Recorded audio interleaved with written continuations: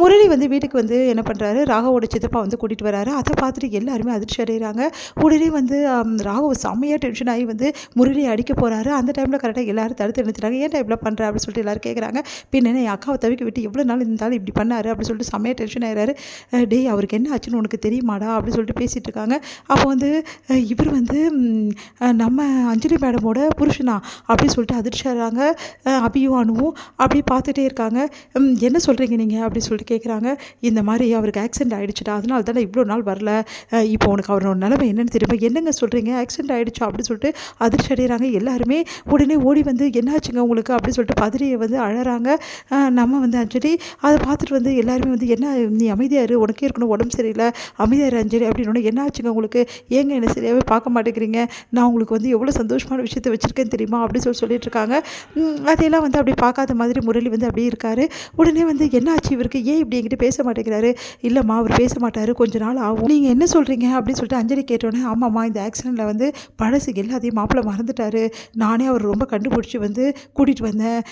எனக்கே இப்போ தான் வந்து விஷயம் தெரியும், டாக்டர் சொன்னார் கொஞ்ச நாள் அவருக்கு எல்லாமே ஞாபகப்படுத்த சொல்லியிருக்காரு அப்படின்னு சொன்னோன்னே அஞ்சலி கதறி அழறாங்க. நான் உங்ககிட்ட வந்து ஒரு நல்ல விஷயத்த சொல்லலாம்னு நினச்சிட்டேன், நீங்கள் அப்பா போகிற சொல்கிறான்னு நினச்சிட்டேன், இப்படி ஆகிடுச்சின்னு சொல்லிட்டு அஞ்சலி கதறி அழறாங்க. அழாதக்கா சொன்னால் கேளு அப்படின்னு சொல்லிட்டு ராகு எல்லாம் சொல்கிறா, கேட்க மாட்டேங்கிறாங்க. சரி மாப்பிள்ளையை உள்ளே கூட்டு போய் ரெஸ்ட் எடுமா, அப்புறம் பார்த்துக்கலாம் அப்படின்னோடனே அபியும் வந்து அனுவும் என்ன பண்ணுறதுன்னு தெரியாமல் தவிக்கிறாங்க. இங்கே என்ன நடக்குது அஞ்சலி மேடம், ஒரு நிமிஷம் அப்படின்னு சொல்லிட்டு அபி பேச போகிறாங்க. உடனே வந்து ராகு வந்து உனக்கு என்ன இப்போ பேச வேண்டியது இருக்குது, அவர் தான் உடம்பு சரியில்லை, ரெஸ்ட் எடுக்க போகிறாங்கல்ல, விட்டுட்டு வேலையை பாரு. இப்போ இவ போய் எல்லா உண்மையும் சொல்லுவாளோ, சொன்னால் அக்காவோட நிலைமை என்ன வருது, அது தெரியாமல் இவ பற்றி எல்லாம் சொல்ல போகிறா அப்படின்னு சொல்லிட்டு டென்ஷன் ஆகிறாரு. இருங்க கொஞ்சம் நேரம் அஞ்சலி மேடம் கிட்ட ஒரு விஷயத்த சொல்லியே ஆகணும் அப்படின்னு சொல்லிட்டு அபி வந்து கொஞ்சம் அமைதியாக இருங்க அப்படின்றாங்க. உடனே அஞ்சலி வந்து என்ன விஷயம் சொல்லி அபி அப்படின்னு சொன்னோன்னே உடனே வந்து பயப்படுறாரு ராகவ், எங்கே எல்லா விஷயத்தையும் சொல்லிட போகிறான்னு சொல்லிட்டு இங்கே பாருங்கள், உங்களுக்கு விஷயம் தெரியுமா, உங்கள் புருஷன் வந்து யாருன்னு தெரியுமா அப்படின்னோடனே அதிர்ச்சி அடைகிறாங்க. ஏன் புருஷன் யாருன்னு தெரியுமான்னு புரியல எனக்கு அப்படின்றாங்க. ஓ நீ பார்த்ததே இல்லைல்ல என் புருஷனை, இப்போ தான் பார்க்குறல, இவர் தான் கிருஷ்ணா, ஆனால் என்ன பாரு எப்படி நான் இன்ட்ரடியூஸ் பண்ணி விடுறேன்னு சொல்லிட்டு இப்போ இவருக்கு எல்லாமே மறந்துச்சு, இந்த டைமில் உன்னை இன்ட்ரடியூஸ் பண்ணி விடுறேன் அப்படின்னு சொன்னோன்னே அது இல்லை மேடம் வேற ஒரு விஷயம் அப்படி சொல்ல வராங்க. உடனே அந்த டைமில் அனு வந்து அபி ஒரு நிமிஷம் இங்கே வா ஏன் அப்படி கூப்பிட்றாங்க. இரு அனு, நம்ம சொல்கிறது தான் நல்லது, இதோட மறைச்சி வச்சா வேலைக்கு ஆகாது அப்படி சொல்ல போகிறாங்க.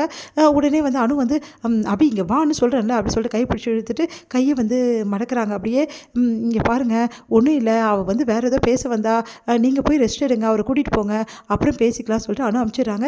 என்ன அனு இப்படி பண்ணுற, சொல்லியிருக்கலாம்ல, சொல்லியிருந்தா வந்து எல்லாருக்கும் வந்து இவரை பற்றி தெரிஞ்சிருக்கோம்ல, இப்போ அவருக்கு உடம்பு சரியில்லைன்றாங்க, அவருக்கு எல்லாம் ஞாபகம் மறதின்றாங்க, இந்த டைமில் எப்படி போய் சொல்கிறது, அதுவும் அஞ்சலி மேடம் பற்றி யோசிச்சியா அப்படின்னோடனே நீ என்ன சொல்கிறானோ, ஆமாம் அவங்களுக்கு வந்து இப்போ ப்ரெக்னெண்ட்டாக இருக்காங்க, இப்போ தான் கொஞ்சம் நிம்மதியாக இருக்காங்க, இப்போ போய் சொன்னால் அவங்களுக்கு ஏதாவது ஆயிடுச்சுன்னா அதுக்கப்புறம் அந்த பழி எல்லாம் நம்ம மேலே தான் விடும், இப்போ எதுவும் சொல்ல வேணாம், கொஞ்ச நாள் ஆகட்டும், அவரும் குணமாகட்டும், அப்புறம் நம்ம சொல்லலாம், அது எப்படி சொல்லாமல் இருக்க முடியும், ராகவ் சார் கிட்டையாவது நான் சொல்லிடுறேன் அப்படின்னு சொன்னோன்னே இங்கே பாரு அபி சொன்னால் கேளு, இப்போ எதுவுமே சொல்லாத, இப்போ ஒன்றுமே இல்லை, நீ ராகவ் கிட்ட சொல்கிறேன்னு வச்சுக்கோ, அவர் என்ன பண்ணுவார் தெரியுமா, என்ன பண்ணுவார், நேராக போயிட்டு அவரை அடித்து வெளியே துரத்திடுவார், அப்படி இல்லைன்னா ஏதாவது பண்ணிடுவார், அதுக்கப்புறம் என்ன ஆகும் அஞ்சலி அக்கா வாழ்க்கை அவ்வளோதான் முடிஞ்சிடும், சொன்னால் புரிஞ்சுக்கோ அப்படின்னோடனே சரி இப்படிப்பட்டவங்க கூட எப்படி அஞ்சலி மேடம் வந்து சந்தோஷமாக வாழ முடியும், நீயே சொல்லு அனு.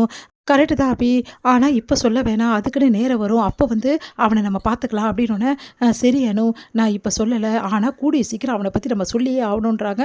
சரின்றாங்க அனு. இதோட முடியுது.